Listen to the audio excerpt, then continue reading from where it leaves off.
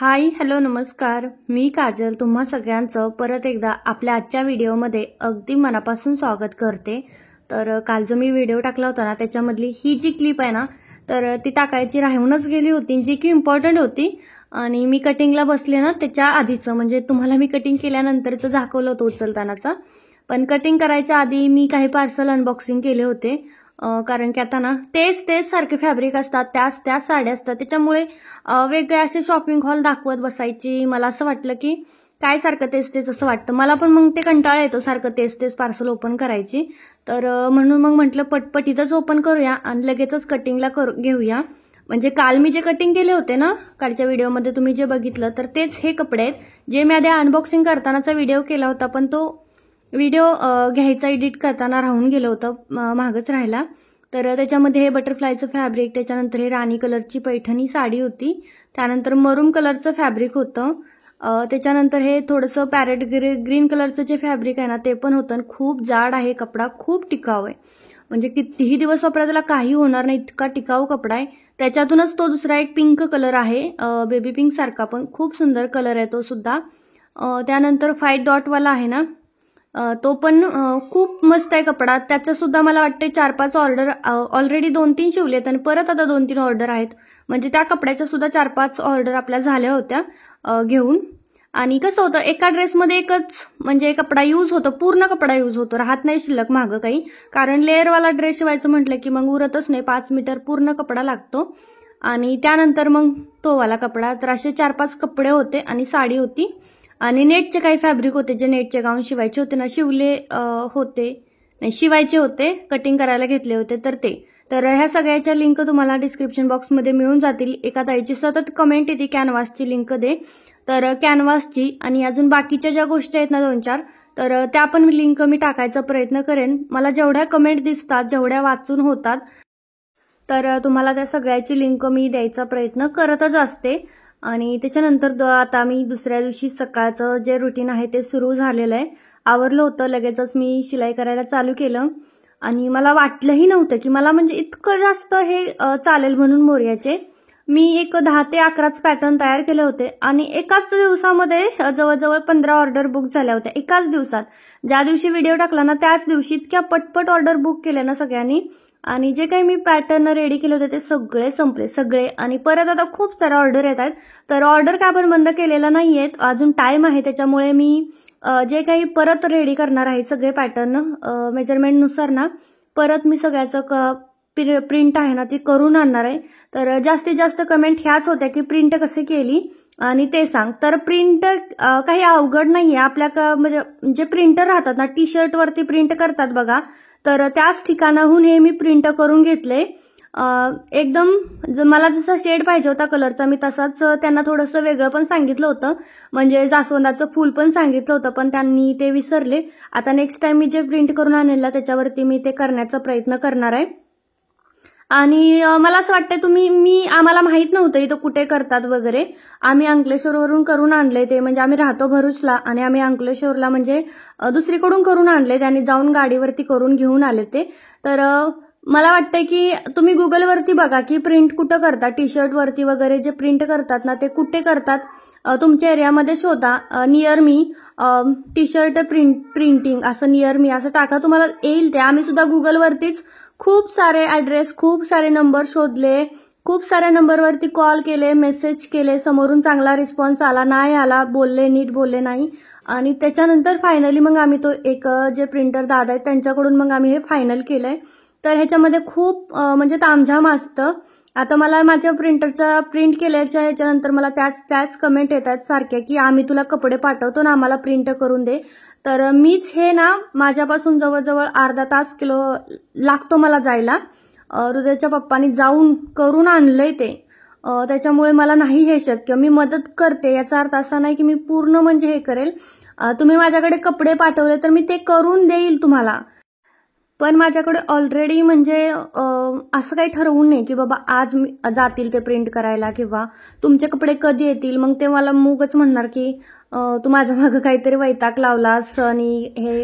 आणि प्रत्येक एरियामध्ये प्रिंटरचं तर राहतंच, शॉप प्रिंट करण्याचं शॉप राहतंच मला वाटते. तुमच्यापासून एक 15-20 किलोमीटर लांब असेल, पण असेल. तुम्ही गुगलवरती सर्च केलं तर त्याचा ॲड्रेस भेटून जातो. आम्ही सुद्धा गुगलवरनंच त्या शॉपचा ॲड्रेस घेतला होता, नंबर वगैरे, आणि मग कॉल केले होते. आता तुम्ही इकडे पाठवणार, मग मी ते प्रिंट करणार, तर ते थोडं मला शक्य वाटत नाही. आणि सगळ्यांचे तेच मेसेज असतात आणि जास्तीत जास्त तेच कमेंट करता तुम्ही.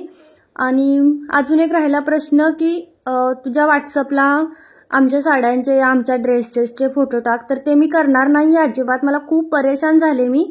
उगाचच तुम्हाला मदत व्हावी म्हणून मी ते व्हॉट्सअपला टाकते आणि लोक मलाच परेशान करतायत. तिथं मी तुमचा जरी व्हॉट्सअप नंबर दिला तरी लोक मलाच विचारतायत की कलर आहेत का, ह्याच्यात दुसरा भेटेल का, ह्याच्यात साईज भेटेल का. तर मला ना ऑलरेडी इतके मेसेज असतात ना माझ्या व्हॉट्सअपला. जवळजवळ माझं जे रोजचं जे स्टेटस असतं ना, जवळजवळ 7,000 ते 8,000 लोक माझं रोज स्टेटस बघतात, व्हॉट्सअपचं स्टेटस. त्याच्यामुळे इतक्या सगळ्या लोकांना मी नाही आन्सर करू शकत. आता जी माझी वस्तू आहे त्याला मी पटपट आन्सर करू शकते की बा एवढ्याला हे भेटतंय, तेवढ्याला ते भेटतंय वगैरे, पण असं दुसऱ्यांचं नाही करू शकत. तर ते मला थोडं कमी करा. ह्याचं तिरंगाची फ्रॉक आणि ह्याची बघा, तर खूप छान प्रतिसाद येतो प्रत्येकच गोष्टीला. असं कोणतीच वस्तू नाही की ज्याला मला छान प्रतिसाद मिळत नाही.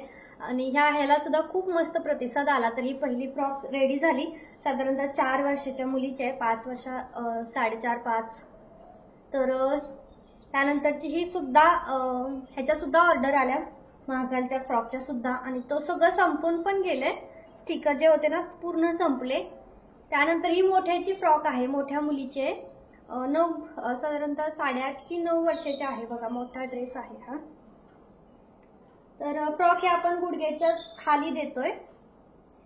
तर त्या जुळ्या बहिणी दोघींनाही सेम टू सेम पाहिजे होता म्हणून ह्या मग तिरंग्याच्या 2 रेडी केल्या. आणि त्यानंतर मग ह्या 3 महाकालच्या 3 होत्या ऑर्डर आणि तिरंग्याच्या 3 होत्या.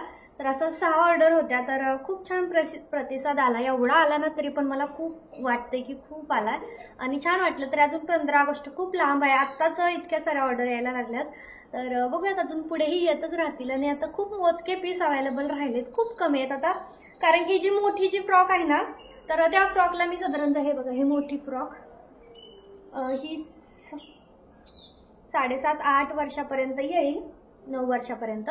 तर ह्या फ्रॉकमध्ये मी 3 ब्लाउज पीस वापरलेत. ह्याला 3 ब्लाउज पीस वापरलेत म्हणून इतका सर्व घेर आहे. कारण ही लेंथ आहे ना, तर एका ब्लाउज पीस मध्ये लेंथ बसत नाही.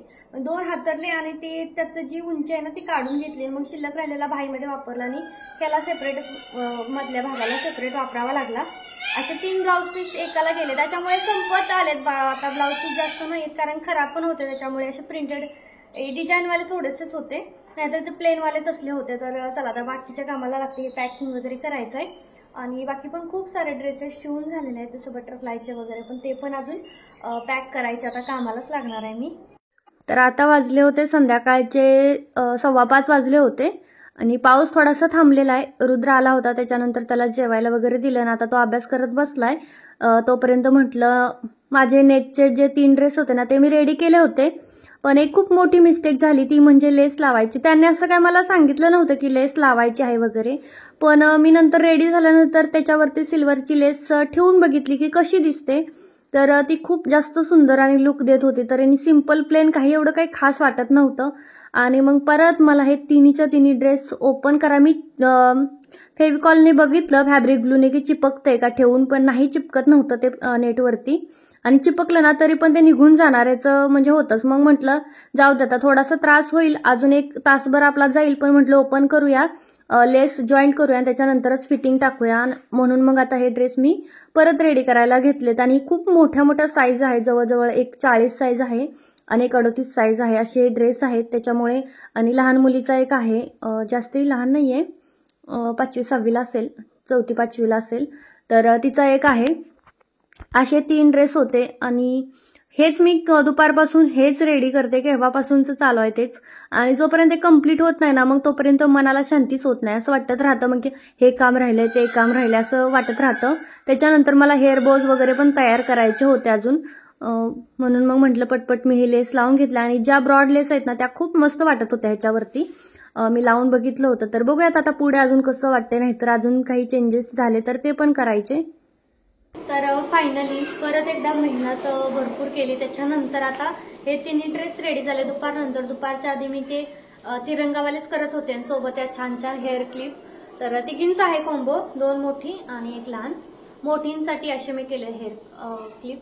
खूप सुंदर दिसतात हे नेटच्या क्लिप. हे 40-50ला एक बाहेर भेटते, पण आपण ड्रेस सोबत एकदम फ्री मध्ये देतो. तर ही लहानीला केली, तिची छोटी केस आहे तेवढी म्हणून छान दिसते. तर तिन्ही पण ड्रेस ना मस्त रेडी झाले.